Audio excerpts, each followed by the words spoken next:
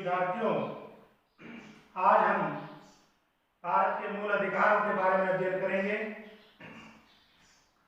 हमने पढ़ा था मूल अधिकार भारत के संविधान के भाग 3 अनुच्छेद 12 से 35 के मध्य दिए गए हैं। न्यायाधीश सप्रू महोदय ने कहा था कि मूल अधिकारों को भारत के संविधान में रखने का उद्देश्य भारत के प्रत्येक नागरिक को स्वतंत्रता, समानता, न्याय और सुरक्षा प्रदान करना है। मूल अधिकार वह दावा है जिसकी प्राप्ति के बिना कोई व्यक्ति अपना सर्वांगीण विकास नहीं कर सकता है। इसी के अंतर्गत हमने पढ़ा था कि मूल अधिकारों का क्या महत्व है, मूल अधिकार मानव के लिए क्यों आवश्यक है, और इसके तहत हमने समानता के मूल अधिकार के बारे में पढ़ा था। आज हम अध्ययन करेंगे स्वतंत्रता का मूल अधिकार। मूल अधिकारों में सभी 6 मूल अधिकारों के अंदर सर्वाधिक वर्णन अगर किसी मूल अधिकार का किया गया है तो वह है स्वतंत्रता का मूल अधिकार। कुल 450 शब्दों के अंदर इसका एक विस्तृत विवरण दिया गया है। भारत में प्रत्येक नागरिक को 6 प्रकार की स्वतंत्रताएं प्राप्त है। स्वतंत्रता का मूल अधिकार अनुच्छेद 19 से 22 के मध्य के अंदर दिया गया है। अनुच्छेद 22 के अंदर विचार एवं अभिव्यक्ति की स्वतंत्रता प्रदान की गई है। भारत के प्रत्येक नागरिक को अपने विचार रखने, अपनी बात को कहने, अपनी बात का प्रचार प्रसार करने की स्वतंत्रता प्रदान की गई है। लेकिन इसके ऊपर एक बात प्रतिबंध यह भी लगाया गया है कि अगर नागरिक के विचारों से समाज के अंदर सदाचार बिगड़ने की स्थिति हो या शांति व्यवस्था बिगड़ने की अवस्था हो या 2 राज्यों के मध्य संबंध खराब करने की स्थिति हो तो उस व्यक्ति के विचार एवं अभिव्यक्ति की स्वतंत्रता के ऊपर प्रतिबंध लगाया जा सकता है। इसी स्वतंत्रता के अंतर्गत प्रेस की स्वतंत्रता, मीडिया की स्वतंत्रता आती है। प्रत्येक नागरिक को अपने घर पर राष्ट्र ध्वज फहराने की जो स्वतंत्रता मिली है वह स्वतंत्रता भी विचार एवं अभिव्यक्ति की स्वतंत्रता के अंतर्गत आती है। अनुच्छेद 20 के अंदर शांतिपूर्ण एवं अस्त्र शस्त्र रहित सभा करने की स्वतंत्रता प्रदान की गई है।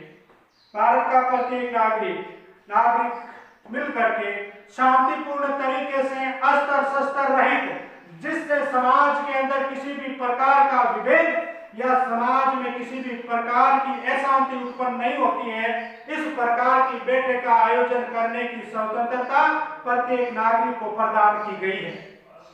भारत में अनुच्छेद 19(3) के अंतर्गत प्रत्येक नागरिक को संघ एवं समुदाय के निर्माण की स्वतंत्रता प्रदान की गई है। बहुत सारे नागरिक मिलकर के, बहुत सारे एक ही पैसे के लोग मिलकर के एक संघ का निर्माण कर सकते हैं, एक समुदाय का निर्माण कर सकते हैं। हम आगे जाकर हम कई बार पढ़ते हैं अखिल भारतीय किसान संघ, हम पढ़ते हैं शिक्षक संगठन, डॉक्टर संगठन, ये सभी संघ उसी एक स्वतंत्रता का उदाहरण है। जिस स्वतंत्रता के अंतर्गत भारत में प्रत्येक नागरिक संघ एक समुदाय का निर्माण कर सकते हैं, बह सकते हैं। राष्ट्र के अहित में नहीं हो, ये हमेशा राष्ट्र के हित में होना चाहिए।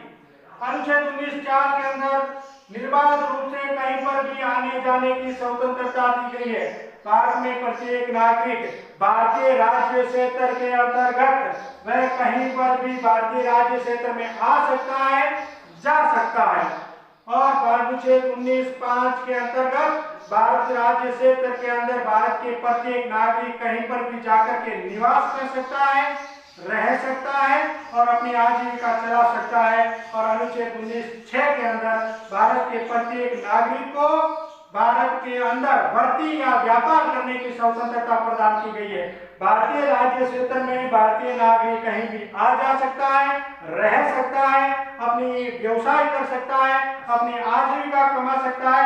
लेकिन शर्त एक है कि इस प्रकार के भर्ती या व्यापार के अंदर ऐसे तस्करी के काम नहीं किए जाएंगे जैसे खतरनाक मादक पदार्थों का व्यापार करना। इस प्रकार का कोई जो राष्ट्र के हित में नहीं हो, इस प्रकार के व्यापार को शामिल नहीं किया गया है। अनुच्छेद 19 के बाद के अंदर अनुच्छेद 20 दिया गया है, जिसके अंदर अपराधी के दोष सिद्धि के विषय में विशेष संरक्षण प्रदान किया गया है। अर्थात किसी भी व्यक्ति को तब तक अपराधी नहीं ठहराया जा सकता। भारत के संविधान के अनुच्छेद 20 में प्रत्येक नागरिक को अपराधी के विषय दोष सिद्धि के विषय में संरक्षण प्रदान किया गया है। कोई भी नागरिक को तब तक अपराधी नहीं ठहराया जा सकता जब तक उक्त नागरिक ने उस समय के अंदर प्रचलित किसी भी कानून का उल्लंघन नहीं किया हो, तब तक उसे अपराधी नहीं ठहराया जा सकता। अनुच्छेद 20(2) के अंदर ये बात कही गई है कि किसी भी व्यक्ति को एक अपराध के लिए एक से अधिक बार सजा नहीं दी जा सकती है। अनुच्छेद 20(3) के अंदर ये बात कही गई है कि अपराधी ने जिस समय के अंदर गुनाह किया है उस समय उस गुनाह के लिए प्रचलित दंड से अधिक दंड किसी अन्य समय के अंदर नहीं दिए जा सकता। अर्थात किसी व्यक्ति ने आज के समय के अंदर चोरी की है और आज चोरी के लिए जो सजा का प्रावधान है, अगर वो व्यक्ति 5 साल बाद पकड़ा जाता है और उस समय उसका सजा का प्रावधान बदल दिया जाता है या ज्यादा कर दिया जाता है, तो उस व्यक्ति को सजा जिस समय उसने अपराध किया था, अपराध के समय जो सजा का प्रावधान निर्धारित किया गया था, वह सजा उस नागरिक को दी जाएगी। भारतीय संविधान के अनुच्छेद 21(a) निःशुल्क एवं अनिवार्य शिक्षा का अधिकार। भारत के संविधान में 86वें संविधान संशोधन 2002 के तहत प्रत्येक नागरिक का 6 से 14 वर्ष तक की उम्र के बालक का अनिवार्य एवं निःशुल्क शिक्षा प्राप्त करना उसका मौलिक अधिकार है। भारत के अंदर अनिवार्य एवं निःशुल्क शिक्षा का अधिकार अधिनियम 1 अप्रैल 2010 के दिन से लागू कर दिया गया है। प्रत्येक बालक का शिक्षा प्राप्त करना उसका मौलिक अधिकार है। उसे इसके शिक्षा प्राप्त करने के प्रारंभिक शिक्षा प्राप्त करने के मूल अधिकार से वंचित नहीं किया जा सकता। अनुच्छेद 21 प्राण एवं दैहिक स्वतंत्रता का अधिकार। प्रत्येक नागरिक ज्ञान कौर बनाम पंजाब राज्य के मामले के अंदर सुप्रीम कोर्ट के द्वारा यह सुनिश्चित किया गया है कि जीवन के अधिकार के अंदर मृत्यु का अधिकार निहित नहीं है।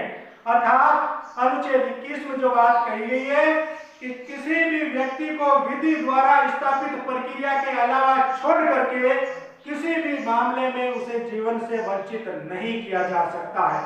इस अधिकार को प्राण एवं दैहिक स्वतंत्रता का अधिकार भी कहा जाता है। अनुच्छेद 22 बंदीकरण के विषय में संरक्षण। किसी भी व्यक्ति को बंदी बनाने के विषय के अंदर संरक्षण या सुरक्षा प्रदान की गई है, जिसमें कहा गया है कि किसी भी व्यक्ति को बंदी बनाते वक्त उस व्यक्ति को उसके द्वारा किया गया अपराध के बारे में अवगत कराया जाएगा, उसे बताया जाएगा कि उसे किस जुर्म के अंदर गिरफ्तार किया जा रहा है। अनुच्छेद 22(2) के अंदर ये बात कही गई है कि जब अपराधी को पकड़ लिया जाता है तो उसे अपने बचाव करने का पूर्ण अवसर उपलब्ध करवाया जाएगा, उसे अपने वकील चुनने का और उसके पक्ष में दलील देने के लिए वकालत करवाने का पूर्ण अवसर दिया जाएगा ताकि वो अपने जीवन की रक्षा कर सके। इसी कड़ी के अंदर अनुच्छेद 22(3) के अंदर यह बात जोड़ी गई है कि किसी भी व्यक्ति को गिरफ्तार करने के समय को छोड़कर तथा मजिस्ट्रेट के समक्ष प्रस्तुत करने के समय को छोड़कर 24 घंटे के अंदर उसे निकटतम मजिस्ट्रेट के समक्ष प्रस्तुत किया जाएगा। लेकिन ये तीनों बातें उस स्थिति में लागू नहीं होगी जब पकड़ा गया अपराधी शत्रु देश का नागरिक हो